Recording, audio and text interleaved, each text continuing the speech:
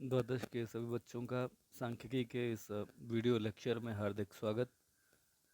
Chapter number 4, आंकड़ों का graph और आरेख द्वारा प्रस्तुतिकरण, presentation of data bye graphs and diagram, ये चैप्टर हम पढ़ चुके हैं। इस चैप्टर के जितने भी टॉपिक्स थे उनको हमने बारी बारी से कल पढ़ा। कल से पहले के वीडियो लेक्चर्स के ज़रिए हमने पढ़ा। अभी मैं आपसे जो कहना चाहता हूँ उस पर फोकस कीजिएगा, मेरी बात को ध्यान से सुनिएगा। इस पूरे चैप्टर में आपने जो भी टॉपिक्स पढ़े उन समस्त टॉपिक्स को रिवाइज कीजिए अच्छे से, और जो भी एग्जाम्पल्स आपने इस पूरे चैप्टर में पढ़े उन सारे एग्जाम्पल्स को बहुत अच्छे से अपनी कॉपी पे कर लीजिए। जी हाँ, क्योंकि ये वो एग्जाम्पल्स हैं जो एग्जामिनेशन में आए हुए हैं। ये कुछ ऐसे एग्जाम्पल्स हैं जो सिर्फ़ और सिर्फ एग्जाम्पल में हैं, नीचे पीछे दी गई प्रश्नावली में बिल्कुल भी नहीं है। तो आपको इन एग्जाम्पल्स को अपनी कॉपी पे लगा लेना है और बहुत ध्यान से इस बात को आप कर ज़रूर लीजिएगा। जब भी आपसे कोई टॉपिक पूछा जाए, अगर वो ज़्यादा बड़े प्रश्न में आ जाए तो आपको उसे एक्सप्लेन करते समय, जैसे मान लिया स्तूप चित्र है, तो स्तूप चित्र के लिए यहाँ पर आप देख सकते हैं ये केवल कुछ 4 लाइनें दी गई हैं, और ये 5 नंबर का अगर प्रश्न आ जाए तो 4 लाइनें लिखने से तो आपको कुछ मिलने वाला नहीं है। तो आपको स्तूप चित्र के उदाहरण सहित इसको लिखना होगा। इसके लिए ये उदाहरण का क्वेश्चन और इसका सॉल्यूशन आपको याद हो कि आप इसे उदाहरण के साथ प्रस्तुत कर सकें। तो यहाँ से लेके यहाँ तक नीचे तक आप अगर 5 नंबर में इतना मैटर लिखेंगे तो आपको पूरे 5 अंक मिल सकेंगे। इसीलिए मैंने कहा प्रत्येक टॉपिक से संबंधित एक एक उदाहरण को आप अच्छे से समझ लीजिए और अपनी स्मृतियों में इसे रख लीजिए। ये अभ्यास से होगा। आपको अगर वर्ग चित्र समझाना है, स्क्वायर डायग्राम, तो आपको ये 7-8 लाइनें लिखने से केवल काम नहीं चलने वाला। आपको ये एक एग्जाम्पल लेना होगा। 2 लाइनों का एग्जाम्पल है क्वेश्चन में और उसका ये सॉल्यूशन है। ये आप बना देंगे तो डेफिनेटली आपको पूरे 5 नंबर मिल जाएंगे। ठीक, इस तरह से आप इन्हें तैयार कीजिए। इसके अलावा जो कुछ क्वेश्चन अब जैसे ये हैं, इन्हें करने की आवश्यकता एज सच नहीं है। इसमें कई सारे एग्जाम्पल हैं तो एक एग्जाम्पल कर लीजिए, है ना। ये जो चित्रलेख है, चित्रारेख भी इसे बोलते हैं, पिक्टोग्राफ, इसमें कई 3 एग्जाम्पल हैं। आप इसमें से कोई एक एग्जाम्पल कर लीजिए, दैट वुड बी इनफ। लेकिन हाँ, ये जो प्रश्नों के उत्तर इन्होंने पूछे हैं, प्रश्न पूछे हैं, आपको ये इसे ढक करके पूरी तरह से ढक लीजिए और उसके बाद में हर प्रश्न का उत्तर अपने हिसाब से दीजिए और फिर उसे टैली कीजिए कि क्या ये सही है कि नहीं। ये मैंने आपको कल बताया भी था। आज फिर से मैं इसे इसलिए बता रहा हूँ क्योंकि ये चीज़ बहुत महत्वपूर्ण है। कल आप में से किसी बच्चे ने मुझे अपना होमवर्क नहीं भेजा, तो आज फिर से ये वीडियो मुझे बनाना पड़ा कि मैं आपको बताऊं कि आपको किस तरह से अपने नोट्स बनाने हैं और अपना होमवर्क तैयार करना है। पाई लेख, पाई आलेख, पाई डायग्राम बहुत ज़्यादा पूछा जाने वाला प्रश्न है। आपको जो इसमें लिखा हुआ है ये मैटर के अलावा पाई आलेख पूछा जाए तो पाई आलेख बनाने की विधि भी लिख देनी है। अगर आप विधि लिख चुके हैं तो आपको इसका एग्जाम्पल देने की आवश्यकता नहीं पड़ेगी, क्योंकि इसका एग्जाम्पल इसलिए आवश्यकता नहीं पड़ेगी क्योंकि इसका एक क्वेश्चन जरूर आएगा एग्जामिनेशन में। तो उसके लिए उदाहरण नंबर 9 ज़रूर लगा लीजिए अपनी कॉपी पे। ठीक है, उदाहरण नंबर 9, उदाहरण नंबर 10 ये इसी के हैं। 10 और 9 में अंतर यह है कि इसमें एक ही फिगर में 2 पाई डायग्राम बनाने हैं और इसमें उदाहरण नंबर 9 में केवल एक ही था। तो 2 भी बना सकते हैं, अगर 3 दिए गए हों तो 3 भी एक साथ बनाएंगे। बस उसमें ये होगा कि जहाँ पे 3 बनाने हैं वहाँ पे त्रिज्या थोड़ी सी कम लेंगे, जहाँ पर 1 बनाना है वहाँ पर त्रिज्या आप थोड़ी ज़्यादा ले सकते हैं। ठीक है, ये जो प्रश्न आते हैं बाद में कि चित्रों की क्या उपयोगिता है, ये प्रश्न भी आता है एग्जामिनेशन में। आपको इसके 10 पॉइंट पढ़ने हैं। चित्रों के निरूपण की कुछ सीमाएं भी आती हैं। चित्रांकन की विशेषताएं ज़्यादा नहीं आता उतना, लेकिन चित्रों की उपयोगिता और सीमाएं, ये 2 टॉपिक काफ़ी इम्पोर्टेंट हैं। अब इन्हें अच्छे से तैयार करें। अब मैं एक बात कहने जा रहा हूँ, अगर आप इस चैप्टर 4 को अच्छे से तैयार करना चाहते हैं तो आपको यह जो प्रश्नावली दी गई है, इस प्रश्नावली में जितने भी प्रश्न दिए गए हैं, इन समस्त प्रश्नों के उत्तरों को करना ही करना है। अगर 100% अंक चाहते हैं तो 100% काम भी तो करना पड़ेगा ना। आपके मन में अगर ये इच्छा है कि सर इसमें से कुछ इम्पोर्टेंट टिक करा दें कि ये कर लेना, ये छोड़ करके ये कर लेना, तो उसमें आप 100% की तैयारी नहीं कर रहे हैं। अगर 100% की तैयारी करता है कोई, तो वो कहीं 90%, 92%, 95% तक ला पाता है, क्योंकि आपकी तैयारी भले 100% हो, लेकिन आपकी डिलीवरी यानी आपका परफॉर्मेंस जो होगा एग्जामिनेशन में, वो 100% नहीं हो पाता। उसके कई कारण होते हैं। फिलहाल 100% की तैयारी तो कीजिए। तो उसके लिए सबसे पहला प्रश्न संख्या 1 है सत्य और असत्य का। आपको उत्तर को यहाँ पे ढक लेना है पूरी तरह से। जो आपका उत्तर है उसे आप क्या करें, उसे आप ढक लें, ठीक है, ऐसे कर लें। और उसके बाद में फिर आप इसके अपने आप सत्य या असत्य लिखें कि ये सत्य है या असत्य। तो सत्य या असत्य अगर जानने की इच्छा है तो फिर आप क्या करेंगे यहाँ पे, तो आप फिर उसके बाद में यहाँ पे आप जैसे आपको लगता है दंड चित्र में चौड़ाई नहीं होती, ये सत्य है या असत्य, तो उसके लिए आपने इसको कहा कि ये सत्य है, मान लिया। फिर उसके बाद में आपको नहीं पता कि ये सत्य है असत्य, नीचे तो आंसर आपने ढक लिया। इसके बाद में आप वृत्त रेखा वाला ये सारे करिए सत्य सत्य, और फिर आप अपने आप चेक कीजिए कि आपके कितने सही और कितने गलत हुए। बात समझ में आ रही है? इसी तरह से सत्य सत्य नीचे भी दिए गए हैं। इनमें से कोई भी सेंटेंस अगर आपको समझ में नहीं आता है तो बिल्कुल फ्री महसूस कीजिए मुझसे पूछने के लिए। आप जितना ज़्यादा पूछेंगे मुझे आपके प्रश्नों के उत्तर देते हुए उतना ही ज़्यादा अच्छा लगेगा, इसलिए कोई संकोच नहीं करेंगे। कुछ प्रश्न जो नीचे दिए गए हैं आप देख सकते हैं बोर्ड में आए हुए हैं, कुछ नहीं भी आए हुए हैं लेकिन उनके आने की पूरी संभावना है। जैसे आयत चित्र किसे कहते हैं, एक बारंबारता बंटन को आयत चित्र द्वारा कैसे प्रस्तुत करेंगे। यहाँ पर आयत चित्र किसे कहते हैं ये आपको एक्सप्लेन करना है, और दूसरे में इनकी आपसे अपेक्षा है कि आप इन्हें एक उदाहरण से बताइए। तो देखिए मैंने अभी कहा था आपसे कि एक उदाहरण आपको याद करना ही पड़ेगा, हर आयत चित्र हो या कोई भी आपका फिगर हो, उससे संबंधित एक उदाहरण तो आपको आना ही चाहिए, क्योंकि इस तरह से भी प्रश्न आ सकते हैं। 2003 में ये आया भी है। रेखा चित्र के निर्माण की क्रिया विधि का वर्णन कीजिए, लाभ और सीमाएं भी बताइए। अब देखिए क्रिया विधि बतानी है तो आपको पूरा रेखा चित्र होता क्या है वहाँ से पढ़ना पड़ेगा, उसके लाभ और सीमाओं को भी बताना पड़ेगा। ये पीछे के टॉपिक में आपने अभी पढ़ा है। चित्र प्रस्तुतिकरण के लाभ और सीमाएं, अभी मैं बोल रहा था पिक्टोग्राफ के लाभ। अच्छा, लाभ नहीं दिए गए हैं, वहाँ पर उपयोगिता दिया गया है, तो जो उपयोगिता है वही इसका लाभ है। समझ गए? अब इसके बाद में छोटे छोटे कुछ सवाल दिए गए हैं। ध्यान रखिए अगर आपने कल तक नोट नहीं बनाए हैं तो आप इसमें कुछ भी सिलेक्टिव नहीं है, हर चीज़ आ सकती है। आयत चित्र बहुत ज़्यादा आता है, बारंबारता बहुभुज बहुत पूछा जाता है, बारंबारता वक्र भी, संचयी बारंबारता वक्र या तोरण बहुत पूछा जाता है। एक विमा चित्र, द्विविमा चित्र, त्रिविमा चित्र, इनमें वर्तुल ये पाई चार्ट या वर्तुल चित्र बहुत पूछा जाता है।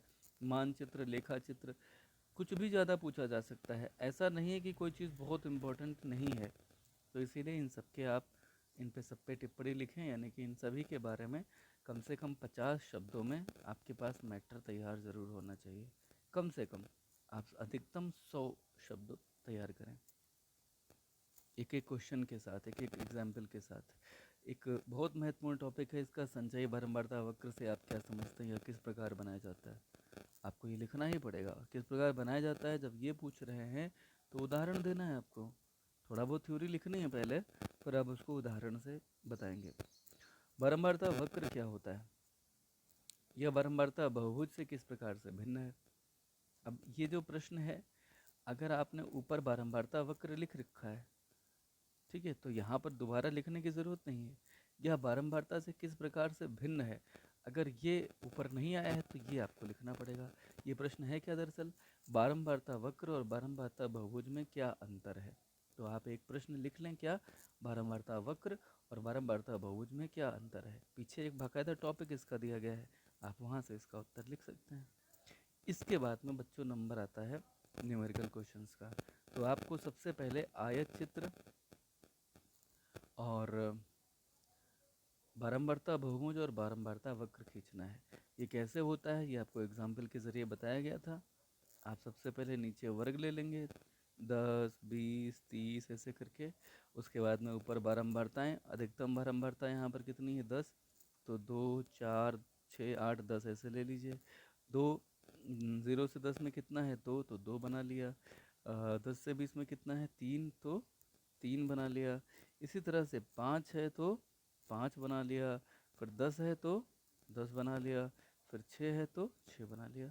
ये आपका बन गया आयत चित्र। बारंबारता बहुभुज बनाने के लिए इनके मिड पॉइंट ले लेंगे और इन मिड पॉइंट को स्ट्रेट लाइन से मिला देंगे, तो ये बन जाएगा क्या, स्ट्रेट लाइन। तो ये बन जाएगा क्या, ये बनेगा बारंबारता बहुभुज। जब इसी को फ्री हैंड से मिला देंगे कर्वी लाइन, यानी कि क्या बोलेंगे उसे हिंदी में, वक्र रेखा के माध्यम से ऐसे मिलाएंगे, तो ये क्या कहलाएगा, बारंबारता वक्र। तो मुझे लगता है कि ये आप बना सकते हैं। इसी तरह से इन्होंने नीचे दिया हुआ है कि किसी क्षेत्र के 30 घरों का बिजली व्यय यूनिटों में दिया गया है। 5 का वर्ग अंतराल लेकर के सबसे पहले आपको बारंबारता सारणी बनानी है। तो आपको याद होगा कि जब इस तरह के पद दिए गए होते हैं और 5 का वर्ग अंतराल अगर आपको बनाना है, तो जो क्लासेस आप बनाएंगे वो कैसे बनेंगे, जो क्लास इंटरवल बनेंगे वो बनेंगे क्या, 0 से 5, 5 से 10, 10 से 15, अधिकतम ये 30 है। तो इसी तरह से आपके ये जो नीचे दिए गए हैं वही बन जाएंगे 25 से 30। ठीक है, नहीं 30 से ऊपर भी है, 34 भी है, तो 30 से 35 भी जाएगा, 35 से ऊपर कहीं नहीं नज़र आ रहा है। तो ये आपका 30 से 35 तक बनेगा, यानी 1 2 3 4 5 6 7 बन जाएंगे। उसके बाद में आप इसके आगे टैली मार्क लगा लीजिए। टैली मार्क लगाने में जैसे 10 आया है तो 10 किस में होगा, 10 होगा 10 से 15 के बीच में, तो एक टैली मार्क इसके आगे लगा लिया। 8 है, ये 5 से 10 में होगा, इसके आगे एक टैली मार्क लगा लिया। इस तरह से आपको अगर याद आ रहा हो टैली मार्क लगाना, मैंने आपको पिछले वीडियोस में पढ़ाया है। तो टैली मार्क लगाने के बाद फिर आपको फ्रीक्वेंसीज मिल जाएंगी। अगर क्लास और फ्रीक्वेंसी दी गई हूँ तो ये सवाल ठीक सवाल नंबर 9 की तरह हो जाएगा और इसके आगे का काम आप वही करेंगे, आयत चित्र, बारंबारता बहुभुज और बारंबारता वक्र। तो ये 9 और 10 हो गया। प्रश्न संख्या 11 में बारंबारता बहुभुज के साथ संचयी बारंबारता बहुभुज भी बनाने के लिए कहा गया है। ये दोनों एक साथ नहीं बन सकते, अलग अलग फिगर में बनेंगे। पहले तो बारंबारता बहुभुज आप इस क्वेश्चन से ही बना सकते हैं सीधे सीधे। मुझे लगता है कि आयत चित्र बना ही सकते हैं, उनके मिड पॉइंट लेकर के आप बारंबारता बहुभुज आसानी से बना सकते हैं। संचयी बारंबारता वक्र बनाने के लिए संचयी आवृत्ति लिखनी होगी। उसके लिए आपको जानते हैं ये 4 आएगा, फिर 6 4 10 आएगा, फिर 10 8 18 आएगा, फिर 28 आएगा, फिर 28 और 12 मिला करके ये 40 आएगा और फिर 45 आएगा। ये जो 4 10 18 ये जो कॉम्बिनेशन आपको 22 ये कॉम्बिनेशन आपको मिले हैं, इन कॉम्बिनेशन को 28 है, सॉरी 4 10 18 28, ये जो कॉम्बिनेशंस हैं जब आप इनको लेंगे अपने ग्रुप पे, ठीक है, तो ये जो बनेगा ये हो जाएगा बारंबारता तोरण। कैसे बनेगा, चलिए मैं आपको थोड़ा सा बताने की कोशिश करता हूँ। देखिए जैसे आपने यहाँ पे बनाना शुरू किया, अब संचयी बारंबारता आपकी जो आ रही थी वो थी मान लिया 5 18 22 28 ऐसे जो कुछ भी थी, तो आपने यहाँ क्लासेस बना रखे हैं 5 15 20 25। अब जो भी संचयी बारंबारता के कॉम्बिनेशन आपको मिले हैं उनको लेकर के आप बनाते चले जाइए। इसकी खासियत ये होगी कि संचयी बारंबारताएँ चूँकि बढ़ रही हैं तो ये बढ़ती ही चली जाएंगी। अब ये अगर बढ़ती चली गई हैं तो अब आप जब इनके वक्र अगर हैं तो इनको फ्री हैंड से मिलाएंगे, ठीक है। तो आपसे इसमें बारंबार संचयी बारंबारता वक्र कहा गया तो फ्री हैंड से मिला दीजिए, अगर संचयी बारंबारता बहुभुज कहा गया तो स्ट्रेट लाइन स्केल का सहारा लेते हुए मिला दीजिए। तो ये कुछ इस तरह का फिगर बनेगा जब आप इनकी संचयी बारंबारता निकाल लेंगे। तो ये आपका हो गया प्रश्न संख्या 11। इसके बाद में इन्होंने कहा है कि इसको रेखा चित्र द्वारा प्रदर्शित कीजिए।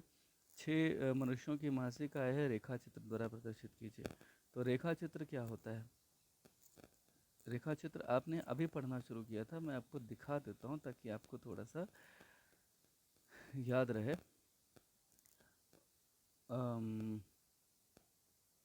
रेखा चित्र यू कैन सी हियर।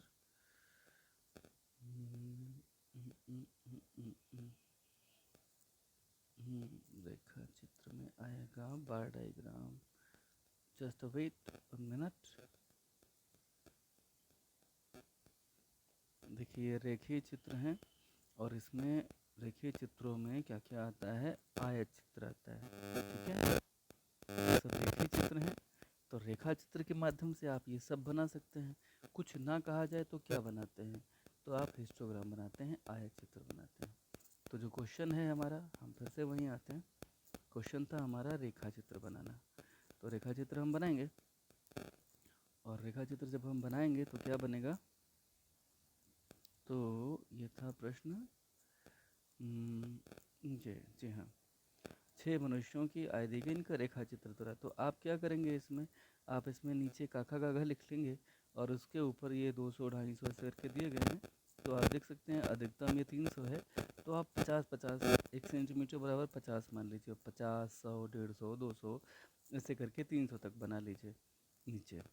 और ये मैंने अभी जैसे बता रहा हूँ फिर से देख लीजिए, आपको क्वेश्चन नंबर 12 अगर करना है तो आप नीचे क्या लिखेंगे, का, फिर खा, फिर गा, घा। का में 200 है तो यहाँ पर ले लीजिए 50, फिर ले लीजिए 100, फिर ले लीजिए 150, फिर ले लीजिए 200। तो अब का में 200 है ना, तो यहाँ से यहाँ तक 200 आपने ले लिया। खा में 250 है तो आपने 250 ले लिया। गा में 300 है तो आपने 300 ले लिया। फिर 150 है केवल तो आपने 150 ले लिया। फिर 100 है तो आपने केवल 100 ले लिया। 180 है तो आपने यहाँ पे 180 ले लिया। बस आपका हिस्टोग्राम तैयार है। यही क्वेश्चन नंबर 13 भी है। तो चूंकि आप कर चुके हैं तो आप चाहें क्वेश्चन नंबर 13 छोड़ सकते हैं, क्योंकि इस तरह की आप प्रैक्टिस कर चुके हैं। संचयी बारंबारता वक्र अभी जैसे मैंने आपको बताया था वैसे ही क्वेश्चन नंबर 14 होना है। ठीक है, आयचित्र बारंबारता बहुभुज हम पहले ही बता चुके हैं, आयचित्र 16 नंबर भी हो जाएगा। 17 जो क्वेश्चन नंबर कहा गया है, एक बारंबारता वक्र बनाइए। तो इसमें जो 2.4 से 4.4 दिया गया, जैसे क्लासेस दिए गए वैसे क्लासेस ले लीजिए और वैसे ही बारंबारताएं खींच लीजिए। आप देख सकते हैं 19 तक की बारंबारताएं हैं, तो 1 सेंटीमीटर बराबर 2 सेंटीमीटर मान लीजिए, आपके लिए आसान रहेगा। ठीक है, 2 4 6 8 ऐसे करके आप यहाँ पे बारंबारताएं, जो आपका एक्स एक्सिस होता है यहाँ पर बारंबारताएं 2 4 6 इस तरह से लेते चले जाइए, मुझे लगता है आप इसे कर पाएंगे। ठीक है, प्रश्न संख्या 8 में आयत चित्र है, 19 में भी आयत चित्र है, ये आप बना सकते हैं। बारंबारता वक्र है 20 में, आयत चित्र बारंबारता वक्र 22, 23 में भी बारंबारता वक्र है, 24 में भी बारंबारता वक्र है, संचयी बारंबारता है, आयत चित्र है 19, 26 में, 27 में बारंबारता वक्र, 28 में भी, 29 में भी, 30 में भी। इसके बाद में 31, 33, 32, ये सब देखिए वही चीज़ें हैं। ग्राफ पर आयत चित्र बनाइए, 36वां, 37, 38, 39, 40, 41, ये सब वही दिए गए हैं। जो खास कुछ ऐसी फिगर्स थे, पिक्टोग्राम है, पायराग्राम है, उनके क्वेश्चंस यहाँ नहीं दिए गए हैं। तो आप इनमें से ये जो क्वेश्चंस हैं सारे क्वेश्चंस पढ़ें और देखें कि क्या कोई ऐसा प्रश्न है जो आपको नहीं आता, वो आप हमसे ज़रूर पूछ लें। और जितने एग्जाम्पल हैं, I do repeat again, I am repeating this, you are all supposed to solve all the examination given in the exercise above. Okay? एक और बात, बहुविकल्पी प्रश्न भी दिए गए हैं। अब चूंकि बहुविकल्पी प्रश्न आते हैं 10, तो ये बहुविकल्पी प्रश्न भी आपको करने हैं बहुत ध्यान से। मैं इन्हें डिस्कस कर सकता हूँ लेकिन नहीं करूँगा, क्योंकि ये चीज़ें ऑलरेडी टॉपिक में डिस्कस की जा चुकी हैं। फिर भी अगर किसी बच्चे को इन बहुविकल्पी प्रश्नों में कहीं कोई समस्या आती है तो हमसे बिल्कुल पूछेगा, मैं उन्हें ज़रूर बताऊंगा। तो आज आपका काम है कि जो काम मैंने आपको बताया है इस वीडियो के माध्यम से, वो काम आप सभी लोग पूरा कर लें। इसमें अगर कोई लापरवाही आप करते हैं तो आप ये मान के चलें कि सांख्यिकी के जो 50 अंक आपको मिलने वाले हैं, आप उनमें अच्छे अंक प्राप्त करने से चूक जाएंगे। तो मैं नहीं चाहता और आप भी नहीं चाहेंगे कि आपको 50 में कहीं पे भी 45 भी अंक मिले। आप 50 में 50 अंक चाहते हैं तो 100% दीजिए और जितना आज बताया है उतना पूरा काम कर लीजिए। ये सारे क्वेश्चन जो 42 हैं ये आपको सारे नहीं लगाने हैं, 41 क्वेश्चन एक जैसे 3-3 4-4 सवाल ज़रूर लगा लीजिए। सारे प्रश्न लगाने ज़रूरी नहीं होते हैं, लेकिन सारे प्रश्न आपको आने ज़रूरी होते हैं। ठीक है, तो आप सभी को ढेर सारी शुभकामनाएं।